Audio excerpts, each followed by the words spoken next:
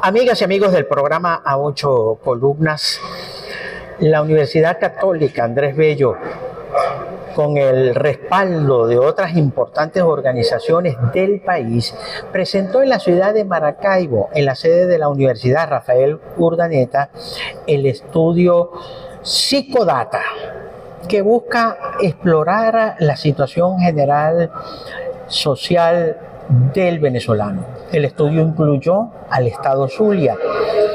A continuación les presento a ustedes un análisis de parte del equipo que trabajó en este importante estudio. Así que quédese con nosotros. Es un estudio nacional, ¿sí? Con representatividad a nivel nacional, pero en varios estados, dada la representatividad que tiene el estudio, podemos entonces también hacer análisis por estado. Uno de los estados que nos permite hacer ese análisis es el del Zulia, y por eso pudimos colocar estos énfasis en esta región. ¿Cuáles son los datos que arrojó este estudio en la región zuliana? Sí, bueno, yo creo que se parte de uno que es común, que es el tema de lo de la desconfianza, ¿sí? Que es 81% de la población desconfía de la gente. Eso es un punto como muy crítico, ¿no? Pero por otro lado, yo creo que ahí es donde viene el tema más del Zulia, es que algo que aparece propio del Zulia y que no nos ha aparecido a nivel nacional, es que los jóvenes entre 18 y 34 años son los que, bueno, aún en medio de la desconfianza, son los que quieren participar en actividades sociales y políticas. Eso me parece que es una muy buena noticia, porque diciendo, mira, no tiramos la toalla, sino bueno, que queremos seguir avanzando. Esto está muy unido, bueno, en el tema donde hay una sensación de bienestar personal, en lo que respecta a mi persona, a mi propia vida. Yo siento, bueno, que yo tengo fortaleza y lo que estoy haciendo lo estoy haciendo bien. Pero cuando veo en mi contexto social, veo también tanta adversidad, que bueno, que voy diciendo, mira, yo prefiero sobrevivir y después entonces, bueno, me ocupo del otro. Ahora, esa desconfianza tiene algunas áreas, por ejemplo, desconfianza para entonces decidir irme del país, desconfianza de la política dentro del país. ¿Cómo define el estudio esta desconfianza de los venezolanos? La desconfianza que nosotros pudimos medir es: yo tengo confianza en la gente que tengo alrededor, ¿sí? Tengo desconfianza entre la gente. Eso es lo único que nosotros medimos. Ya el tema de a nivel institucional y otras áreas no forman parte del objetivo, ¿no? Eso más bien la idea es poder profundizar en otras áreas. ¿Incluye este estudio de Psicodata el tema de la pobreza, por ejemplo, niveles, datos, cifras, estadísticas? Bueno, no, nosotros formamos parte, nuestra muestra forma parte de, o está tomada, mejor dicho, desde la ENCOVI, la Encuestas Nacionales de Vida. Y nosotros por eso que pudimos hacer los cruces con el tema a nivel pobreza, todo lo que es el tema de percepción de salud, todo lo que es el nivel educativo, nivel de ingreso, esos son los que fundamentalmente pudimos cruzar. ¿Qué conclusiones tiene este estudio? Este estudio, bueno, un poco, la conclusión yo creo es fundamental. Tiene dos grandes fotografías. Es la fotografía de mi persona, un poco cómo yo me siento, cómo yo estoy. Y tiene fortalezas y debilidades. Dentro de la fortaleza está eso, satisfacción personal, control en medio de la adversidad, tengo control, buenas habilidades cognitivas, aparece el tema de, bueno, que ante la adversidad yo hago oración, y entonces es algo que me sostiene. Tengo apoyo de la familia. Es un tema como que da mucha fortaleza. Y dentro de las debilidades es eso, tengo rabia ante la situación del país y ante el futuro que tengo. Me cuesta mucho cómo poder manejar mis emociones, pero en especial identificarlas. Esto es rabia, esto es ira, esto es malestar. ¿Qué es lo que tengo? No lo logro identificar, y en especial en los diferentes momentos evolutivos. Lo otro que también aparece dentro de las dificultades es que el tema económico es un tema muy rudo y que, bueno, que obviamente me produce unos niveles de estrés muy altos. Entonces está esa primera fotografía que arroja estas fortalezas, estas debilidades. El otro elemento es el tema de mi relación en el contexto social, en donde hay deseo de participación como lo más fortalecido, pero bueno, está el tema de si tengo que pedir ayuda, aun cuando en el Zulia aparece, estamos hablando de un 27% en comparación con el país, que hace referencia solamente a un 9%. Sin embargo, el tema de la sensación de que, bueno, que que yo puedo apoyarme en las instituciones que me garantice el país, eso está muy por debajo, ¿no? Entonces, eso hace que el tema personal esté privando mucho más que los intereses políticos y sociales. ¿A la gente le interesa más la economía que la política? Totalmente. Dentro de los estresores aparece. Incluso aparece la política. Y no que no me interese, sino que yo tengo que sobrevivir. Y entonces, bueno, dentro de los indicadores que aparecieron, el tema económico, es el tema de salud y es el tema de mis situaciones personales y cosas personales que tengo que ocuparme. Zulia es el estado donde hay mayor, voluntad de participar en situaciones sociales. Lo que hay de distinto del país es que, bueno, a nivel de deseo de participar es a nivel nacional, pero lo que nos dio a nivel nacional es que son los pobres los que más desean participar. En el Zulia parece que son más bien los jóvenes dentro de esos 18 a 34 años, que eso, reitero, es una gran noticia que se tiene. Pero bueno, una de las cosas que también aparece está ese deseo de participar, pero por otro lado está muy alto el duelo por el tema de migración. ¿Eso puede ser duelo en Zulia o a nivel nacional? Es a nivel nacional, estamos hablando del 75% a nivel nacional. A nivel de Zulia estamos hablando del 81%. ¿Está en duelo? Sí, está experimentando duelo y eso hace que el tema de mi vida cotidiana, el tema de las emociones, el tema incluso de poder tomar el día a día, eso va costando muchísimo. No sé si usted recuerda que aquí se nombró un Ministerio de la Felicidad y se dijo que el venezolano era el ciudadano más feliz de Latinoamérica. ¿Eso fue una ficción? ¿Eso está reflejado en un estudio como este de Psicodata? Mire, nosotros tenemos uno de los indicadores que precisamente se toma del Informe Mundial de la Felicidad que acaba de darse ahora en el mes de marzo, en donde, de acuerdo al Informe de la Felicidad de la ONU, dice que los venezolanos estamos en el peldaño 4.7, ¿sí? En el escalón de 0 a 10, y por eso se dice que Venezuela es el país más infeliz de América Latina. En el primer lugar aparece Costa Rica.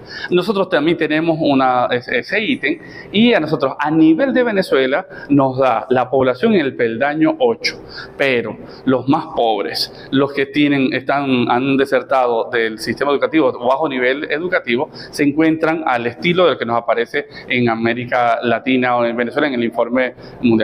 Pero a nosotros, cuando hicimos el análisis del Zulia, aparece entre el peldaño 7 y 10, que es un poco lo que aparece allí, y sobre todo más concentrado en el 10. Pero ahí es un tema, eso hay que ponerle mucha lupa. Es el tema, bueno, estoy mal, estoy con muchas dificultades, pero al mal tiempo, buena cara. Y eso hace que en el fondo hay mucha fortaleza, no me rindo, yo sigo luchando. ¿La gente reza más hoy que antes? Nosotros, de acuerdo a Psicodata, no podemos decir el antes y el después porque es la primera versión que tenemos, ¿sí?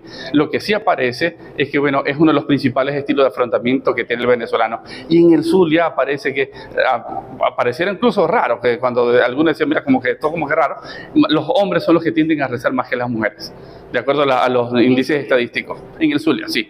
A nivel nacional aparece que son más las mujeres que los hombres. Mire, si de todo este estudio, si me puede dar cuál es la principal preocupación que ustedes tienen luego de hacer esta fotografía. Sí. Bueno, nosotros, una vez que hemos hecho la fotografía, yo creo que la invitación, y por eso se hace preocupación, es ¿qué vamos a hacer con esto? Porque no solamente queremos que esto sea un mero diagnóstico, sino que más bien que esto sea un insumo para que a nivel nacional, regional, a nivel político, a nivel social, bueno, digamos, bueno, esta es la persona que tenemos, una primera fotografía, y bueno, ¿qué podemos hacer tanto internamente en las organizaciones y sobre todo, cómo nos podemos articular? Sobre todo cuando hay un nivel de desconfianza tan alto, si no fortalecemos las diferentes iniciativas y si no generamos posibilidades sociales, por supuesto va a ser difícil poder tener ese puente. Finalmente, bueno, para mí, he preguntado, el tema político no fue analizado en este estudio de Psicodata. Hay en el estudio algunos indicios de graves decepciones de la población en cuanto a la política. Aparece en el tema del afecto negativo hacia el país. Sí, es una de las cosas que aparece. Dice una de esos, siento rabia, el venezolano la que manifiesta, es que siento rabia cómo hemos podido llegar a esta situación de país. Siento profunda rabia y además siento profundo malestar, sobre todo cuando veo que mi futuro pareciera como estuviese negro ante las condiciones de país. Eso pudiéramos tomar, pero elementos así políticos punto a punto no es el objetivo de esta primera versión. Podemos inferir a través de una serie de datos, porque el centro para nosotros es el tema de la persona y cómo ahí se maneja. Aparece incluso, sobre todo lo que más preocupa es que el tema personal es lo que más está interesando y el político social está a un lado. Sin embargo, reitero un poco lo que decía al principio, hay interés en poder participar tanto en actividades sociales como políticas. Bueno, muchísimas gracias por estos minutos con nosotros, padre. Eso, siempre a la orden. ¿Este estudio se hizo cuándo? ¿Qué fecha tiene? Fue publicado el 1 de marzo y la encuesta, la investigación se hizo entre el 8 de diciembre y 11 de enero.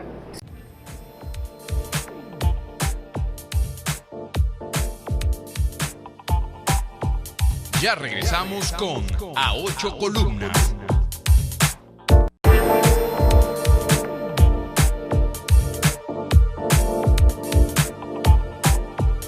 Continuamos con A Ocho Columnas.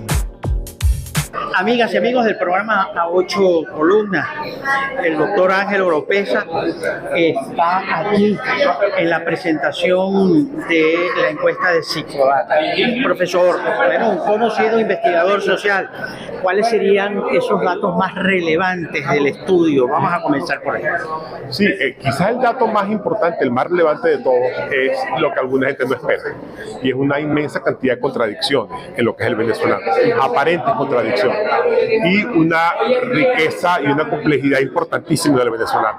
Somos muy dados a veces a ponerle etiquetas a la gente, somos flojos, somos así, somos alegres, y la encuesta lo que dice es no somos mucho más que eso, hay mucha más complejidad, hay mucha más riqueza, hay datos importantísimos que aparentemente son contradictorios. Por ejemplo, un país que está muy preocupado por lo que está ocurriendo, mucha rabia, mucha preocupación, mucha angustia, una altísima desconfianza en el otro, pero al mismo tiempo un inmenso deseo de participar. Entonces es una gente que quisiera involucrarse en política, pero no siente que la política le esté hablando en este momento.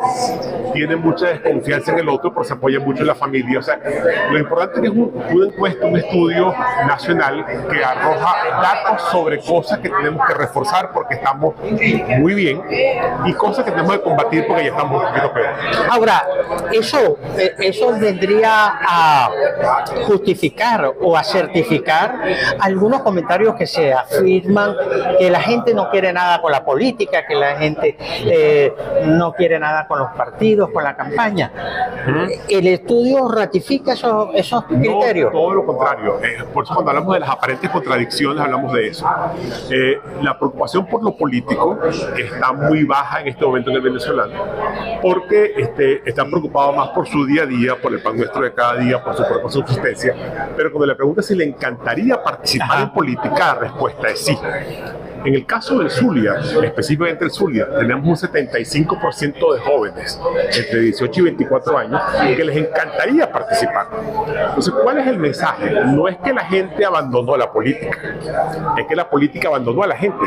Entonces, si la gente encontrara una política que le hablara de sus problemas, que le hablara de su día a día, que estuviera mucho más cercana a ella, la gente participaría exactamente. Entonces, no es como mucha gente piensa que la gente se desinteresó por la política, no le importa, no, todo lo contrario.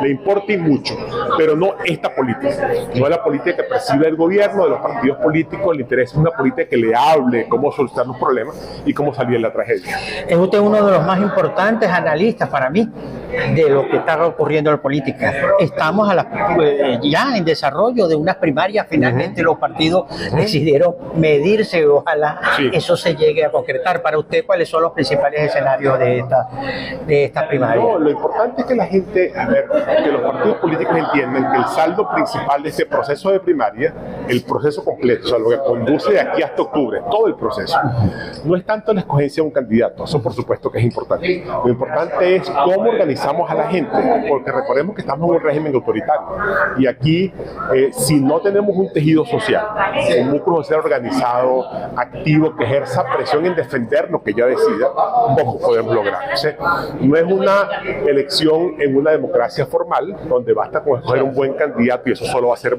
suficiente para ganar, sino que tenemos que formar a la ciudadanía para activarla, para organizarla, para articularla, para que la gente defienda, si ese candidato logra los votos para ganar, que ese triunfo sea posible. Entonces el proceso de primaria es un proceso de organización, no solo de escogencia de candidatos, de organización popular, y eso es lo que queremos que sea este proceso. Ahora, las primarias tienen una fecha, se elige el candidato, gane quien gane. Ese es el líder de la oposición. Con ese proceso se legitima el liderazgo en la oposición. ¿Cree usted que habrá reconciliación? Bueno, ojalá que la haya.